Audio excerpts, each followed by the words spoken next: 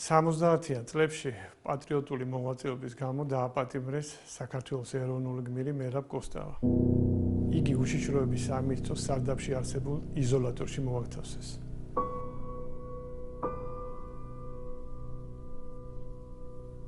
ძნელი წარმოსადგენელი არაა კომუნისტურ პერიოდში ანტისაბჭოთა პროპაგანდის ბრალდებით უშიშროების ციხეში ყოფნა რა ფსიქოლოგიურ განწყობას უქმნიდა პატიმარს.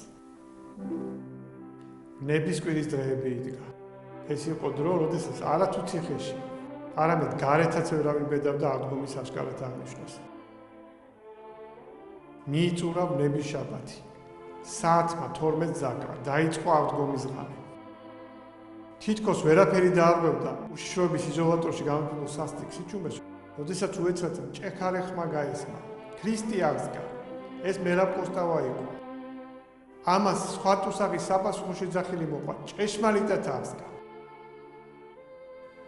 ზედამხედველები დაფაცოდნენ, მაგრამ ამაოდ უკვე გვიანი იყო. უშიშროების ჯულღმულში ქრისტეს აღდგომა უკვე ნახარები იყო. თავგანწირულმა პატრიოტმა საპატიმროში დაამოწმა ჭეშმარიტება. დიდია უფალო ძალაშენი.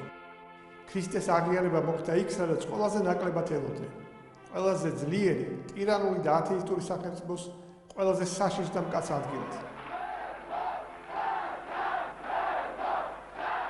დიდება და მადლობა უფალს ყველაფრისთვის, რადგან იგია ჭეშმარიტად ცისა და ქვეყნის გამგებელი.